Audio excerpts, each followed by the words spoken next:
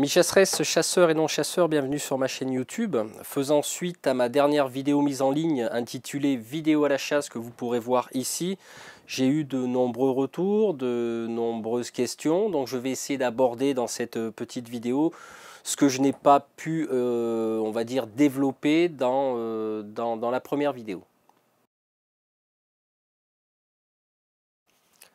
Je pense qu'il est important, quand on a une chaîne YouTube, d'avoir une introduction, un générique d'introduction. Ça permet à la personne qui va regarder la vidéo d'avoir un bref aperçu de ce qui va se passer dans la vidéo. D'en profiter également pour mettre un petit texte d'introduction de ce qui va se passer dans la vidéo. Il est important également d'avoir un générique de fin. Comme ça marque la fin de la vidéo et puis ça coupe pas net comme ça. Je trouve que c'est beaucoup plus esthétique. Donc là, on va aborder un petit peu le thème du logo de sa chaîne sur ses vidéos. Moi, je pense que c'est important sur ses vidéos d'avoir son logo. Son logo, pourquoi? Parce que dans un premier temps, on va dire, c'est sa marque de fabrique, hein, d'une certaine façon. C'est une forme d'appartenance. Deuxièmement, parce qu'on s'est aperçu avec la communauté Facebook, il y avait des gens qui s'amusaient à piquer les vidéos et puis les mettre à leur nom. Et se faire passer pour la personne. Hein. C'est arrivé à pas mal de collègues. Donc nous, on intervient derrière, bien sûr, pour dire « Oh, attention, tu as piqué la vidéo de quelqu'un ». Donc déjà ça, avoir sa marque.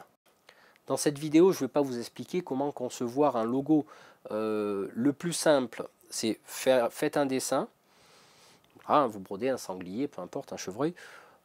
Éventuellement, vous faites appel à un ami qui est bon en retouche photo, puis vous créez un logo autour de ça.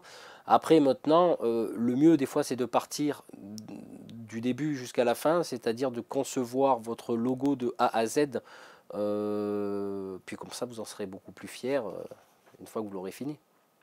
Donc, concevez votre logo, mettez-le sur toutes vos vidéos. Après tout, c'est votre marque. Alors ça, c'est une grande question, c'est est-ce qu'à un moment donné, on va vouloir passer de l'autre côté de la caméra, se montrer, se mettre en scène? Ça, c'est une grande question, c'est au choix de chacun, je pense. Si on se sent d'être devant la caméra, voilà, de se montrer, libre à chacun. Mais ce n'est pas une obligation. Ça, c'est juste pour agrémenter, pour voir le chasseur. C'est toujours sympathique de voir à qui on a affaire. Moi je le fais, comme ça permet d'avoir une vue extérieure, de voir le chasseur.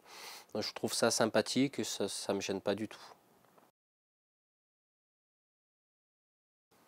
Alors on peut mettre des musiques sur ces vidéos de chasse, peut-être pas tout le temps, peut-être par moment pour marquer une émotion, une action. Il est préférable dans ces vidéos d'utiliser des musiques libres de droit. Pourquoi? Parce que si vous utilisez des musiques connues, YouTube va détecter des droits d'auteur et risque de vous supprimer votre vidéo. Donc je vous conseille, ça on va le voir tout de suite, comment avoir des musiques libres de droit. Donc là, le mieux, pour que je vous explique comment utiliser des musiques libres de droit, c'est qu'on passe sur le PC, je vais vous montrer tout ça. Alors, nous allons balayer les différentes façons d'obtenir des musiques libres de droit. Je ne connais pas les autres produits de montage vidéo comme Adobe Premiere ou Sony Vegas.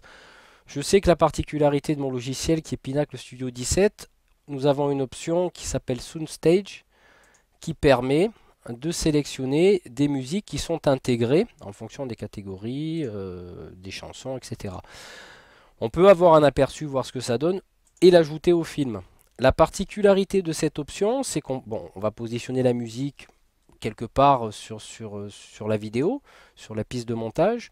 Elle va commencer tout naturellement et ce qu'il y a de bien, c'est qu'elle va se finir en fonction de la durée qu'on va mettre, tout aussi naturellement. Ça veut dire qu'il ne va pas y avoir de coupure nette en plein milieu de la musique. Non, elle va s'arrêter naturellement, comme vous le verrez dans mon générique de fin de cette vidéo. Alors une autre façon d'obtenir des musiques libres de droit pour ceux qui possèdent une chaîne YouTube, il suffit d'aller dans votre gestionnaire vidéo. ensuite d'aller dans l'outil de création. Et là, vous aurez toute une, on va dire, toute une bibliothèque de musique. Hein. Donc, on va, mettons, par genre, bande originale. On peut écouter la musique en ligne, hein, voir ce qu'elle donne, et puis éventuellement la télécharger si elle nous plaît, de façon à l'intégrer à notre vidéo. Alors, encore une autre façon de récupérer des musiques libres de droit, vous allez tout simplement sur Google, vous tapez ces mots-clés par exemple, hein. Il y a toute une liste de sites qui vont tomber, donc on va prendre le premier. Vous verrez ici qu'on peut écouter de la musique, voir le style musical qu'on recherche, et ensuite effectivement télécharger la musique pour l'intégrer à votre vidéo. Alors encore une autre façon de récupérer des musiques libres de droit, donc tout simplement aller sur YouTube, hein. Donc musique libre de droit. On fait la recherche. Après, bien sûr, on va avoir toute une liste de musique. La difficulté, là, ça va être pour la récupérer parce que c'est une vidéo. Donc, effectivement, je vais vous donner l'astuce pour récupérer la musique. Alors, c'est simple. Pour récupérer la musique, il suffit de copier l'adresse Internet. Là, je vais ouvrir un nouvel onglet. On va aller chercher keep vide, donc voilà, qui va permettre de capturer la vidéo. Donc on va aller dessus, on va insérer l'adresse dedans, on va faire download, donc dans le champ de recherche ici. Il va sûrement vous demander d'activer Java parce qu'il semblerait qu'il y ait besoin de Java pour télécharger ces vidéos, voir ces musiques. Et là, tout en bas, vous avez Download MP3. Donc là, il va chercher.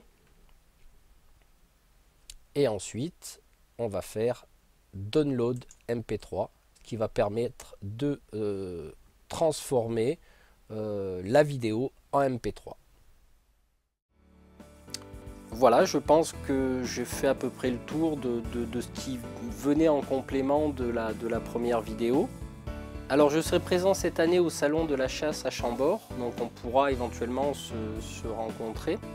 Je porterai ce t-shirt de façon à faciliter, on va dire, la reconnaissance et le contact. Alors pour information, je participe au concours vidéo Canal+, donc la chaîne Seasons, chaîne des chasseurs et des pêcheurs, qui consiste à parodier David Chénion, donc présentateur de la chaîne, mais je sortirai à ce moment-là une vidéo promotionnelle pour éventuellement, pourquoi pas, voter pour moi. En attendant, je vous souhaite à toutes et à tous une bonne rentrée de chasse et peut-être de nouvelles vidéos. À bientôt!